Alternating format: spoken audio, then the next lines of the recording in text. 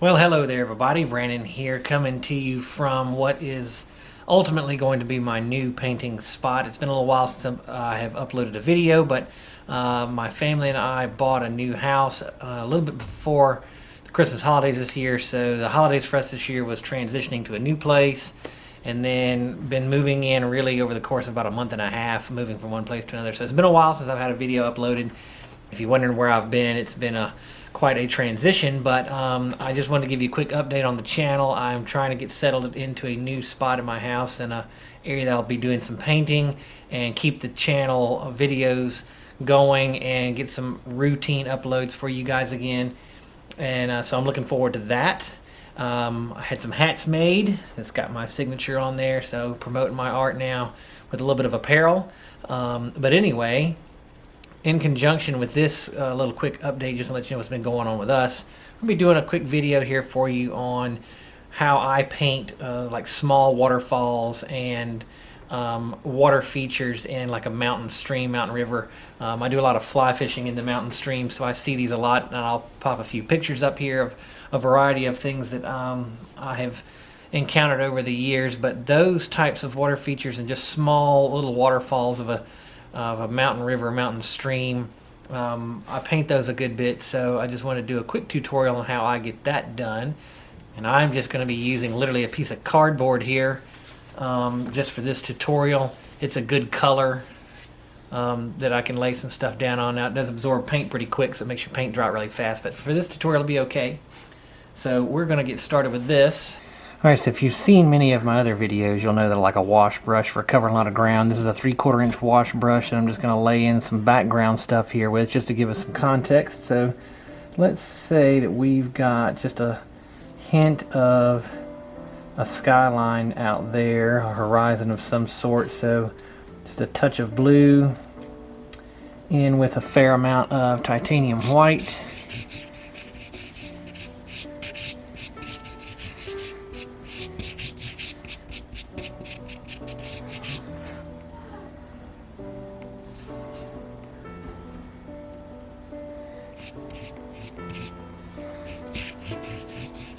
And just going to lay in a little bit of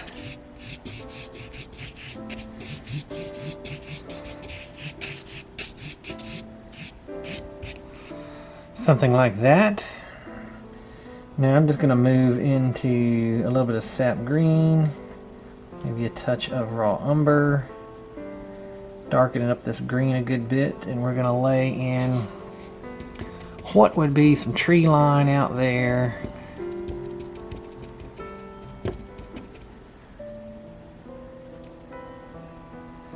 Again, I'm just doing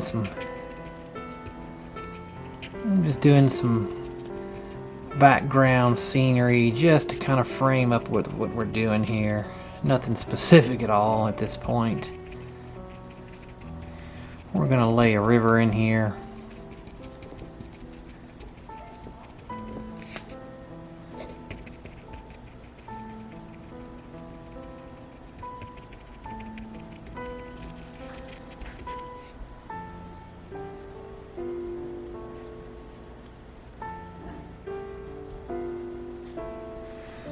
Now I'm going to carry that dark stuff, green, brown, down here into this foreground area, some of which I'm going to turn into the river.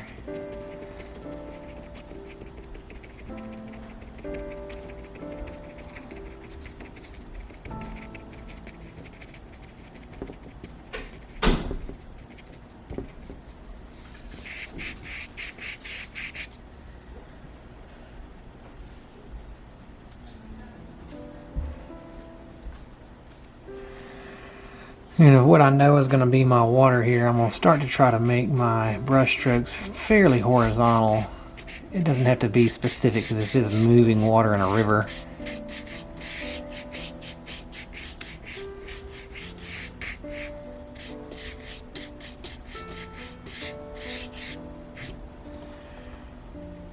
Now as I get here to the foreground, I'm going to mix in some lighter colors. So I'm going to put a touch of yellow ochre in this now as it's getting closer to the foreground here, and I'm just going to kind of splotch it in. what this is going to do is give us the illusion of some underwater things going on, some rocks. As this is getting closer to you in the foreground, you can kind of see down through these shallow mountain rivers, and you start to see rock formations. But as it moves away from you, though, off into the distance, you don't see that anymore.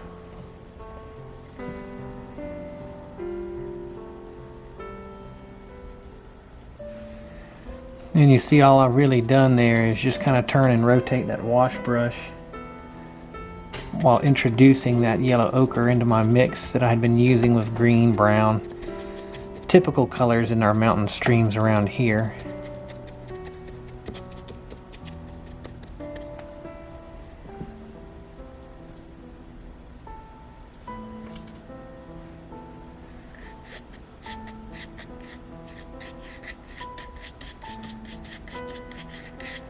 I just put a little bit more of the raw umber in here to create some shadow.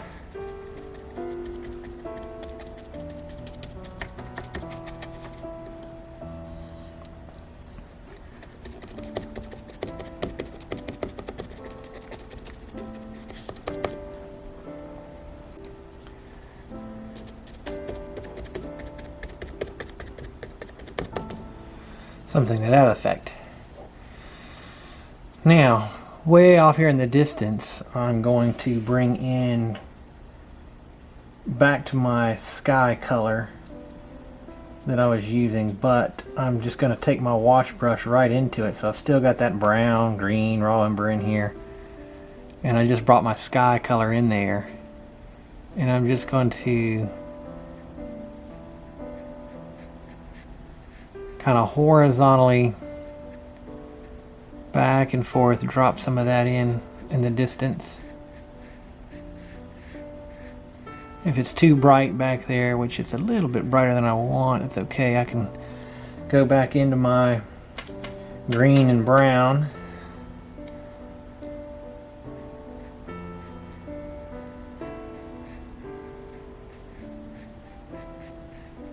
and mix with it. All I'm looking for here is what's going to be reflections and highlights on the water. And ultimately I'm going to come back with my brightest highlights and the end. So I don't want my brightest stuff right now. I'm laying in a darker color first.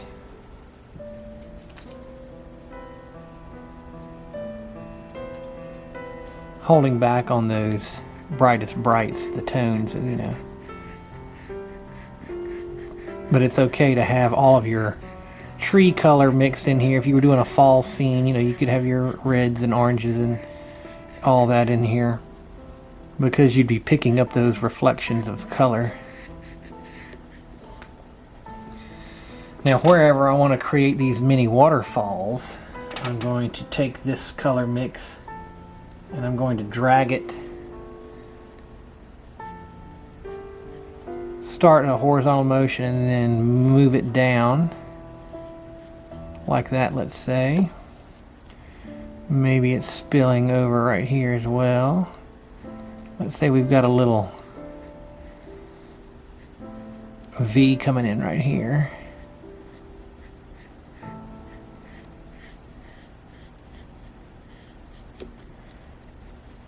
And then at the base of this, we're going to show where these splashes are going to start.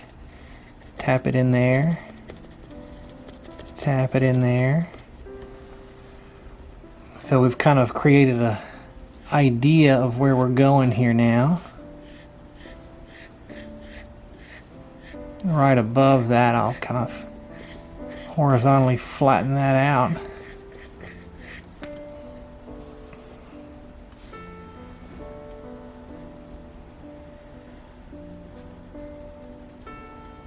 Back into my sky color here now to create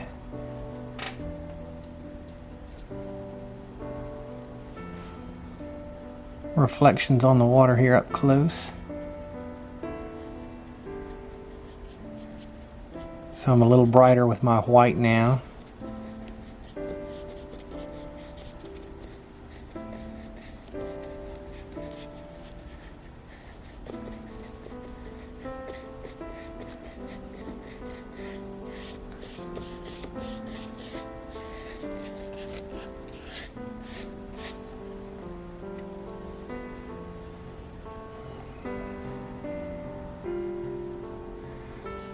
Now let's say I want to kind of define these rocks in here a little bit. I'll go into maybe a touch of black.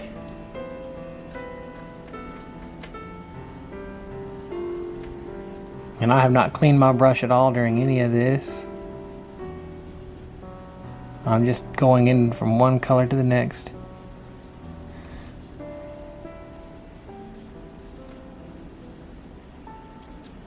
Just mixing up my amounts of raw umber and black in here to create some dark shadow here underneath this edge. We'll say there's some rock down underneath in there.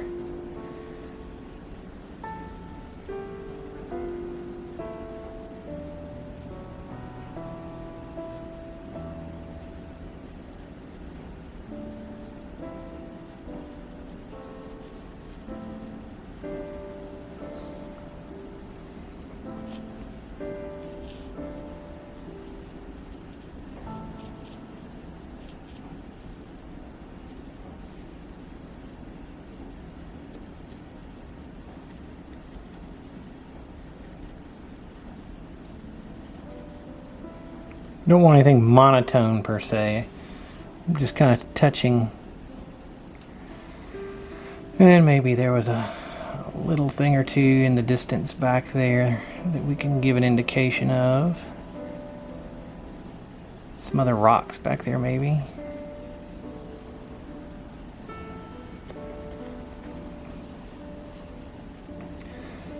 Alright, that's got us in a pretty good spot, so I'm going to switch brushes now.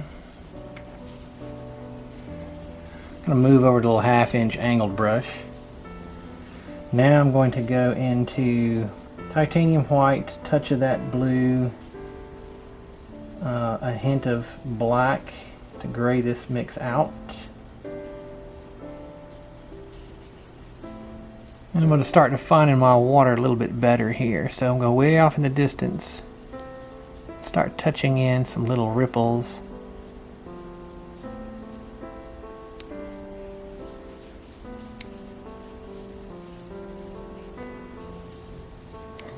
Little splashy things going on out there. Off in the distance, everything's pretty flat. You see a lot of sky sparkle out there. You can put in a few indications of maybe where some rougher water are at.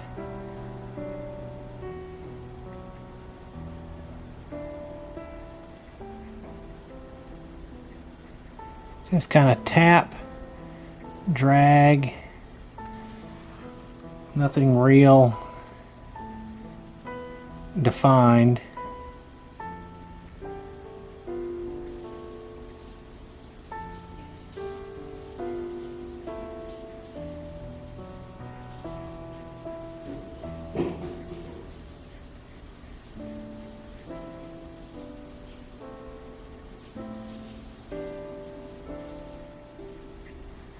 As we get closer here to the foreground, I'll be a little more intentional about where our water direction is going. Here's where we brought our rock in, so I'm going to just drag some water right over the top.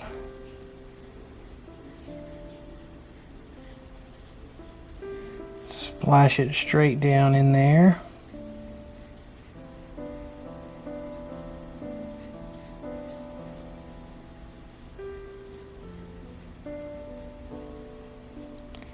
Kind of create that shelf right above the rock.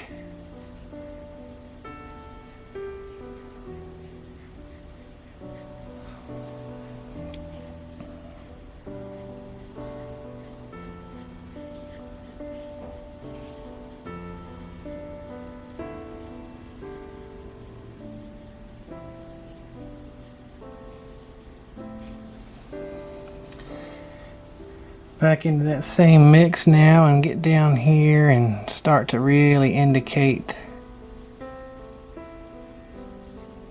where this water is spilling in. Really kind of choppy highlight below that. Same thing over here where we got some water coming down.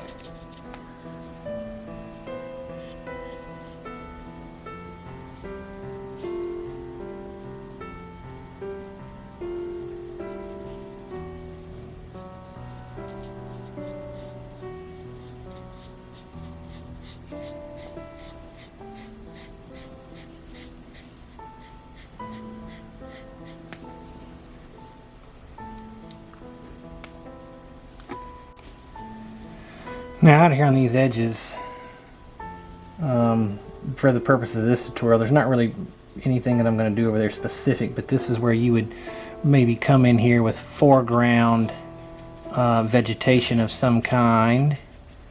So there's just a little background of something brown with some highlight in it. Maybe I add a touch of black in with that to darken it up and give me some shadow in here, so you got a lot darker darks up closer to you.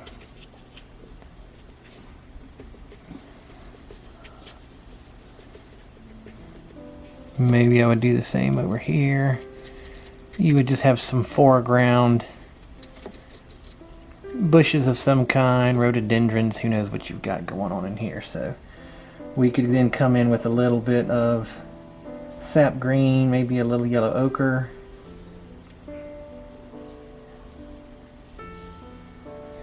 And create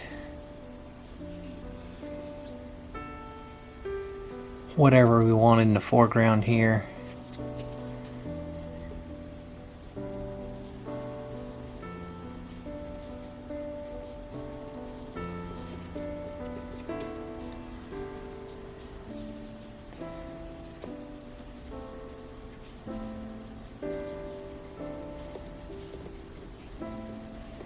Some kind of bushes or trees living along the edge. Who knows what we've got, right? Maybe you want to give the idea that we've got some darker shadowy bank underneath there, so we put a little bit of black underneath here.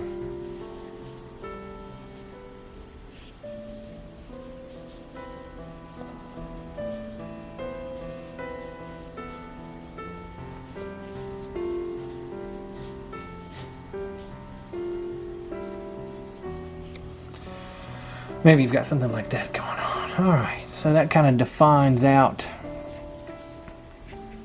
where our river is, I guess, at this point. It's out there somewhere.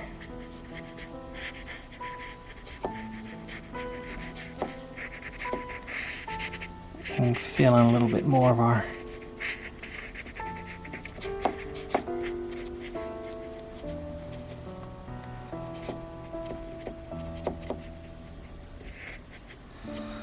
there it is. Now to finish up on our water, first thing I'm going to do is I'm going to go to a little rake brush, or what do you want to call this thing. You could do this with any small brush and touch these individually, but I'm going to save a little time by going with this. I'm going into my little bit brighter whites, and I'm going to tap in a couple of places here in the foreground of some splashy little somethings going on right in here. Maybe do the same right over in here.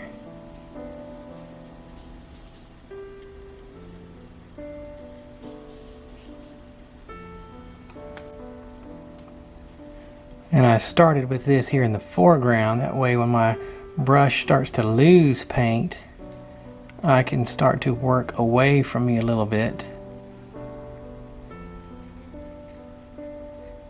And my highlights off in the distance are not quite as bright as they were here in the foreground. If I had started off in the distance, my brightest whites would have been out there in the back. And I didn't want that. I wanted them to be up front. So I'm just touching in little sparklies right here along the front.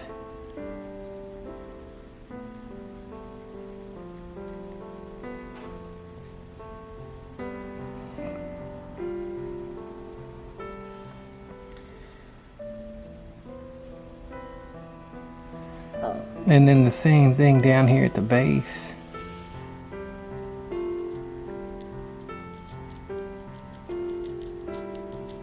Tapping in little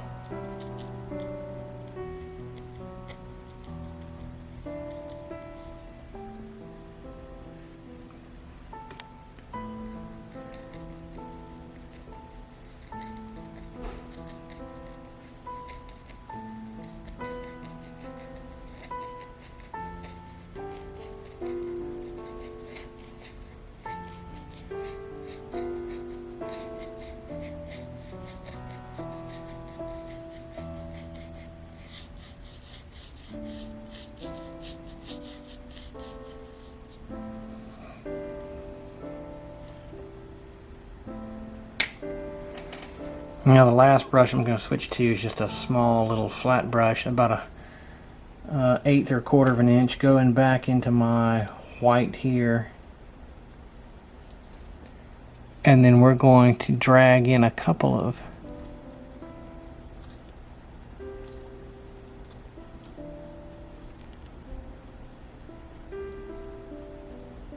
brighter places right in here.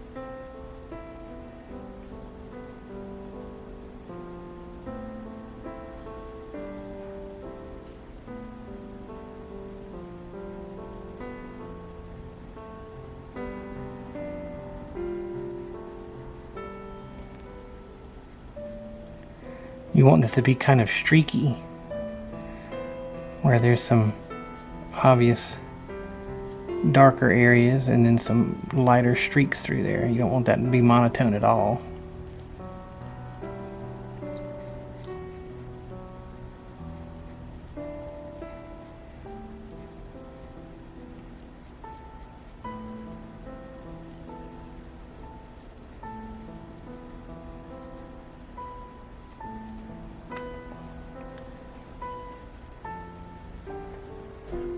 And then you can go into a little titanium white, just straight up white for your brightest highlights at the end. And add a couple of really bright little highlights in there.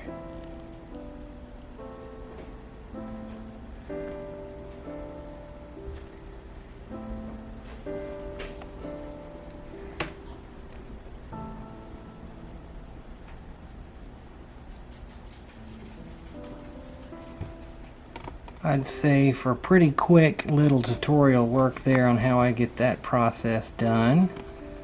It's not too bad.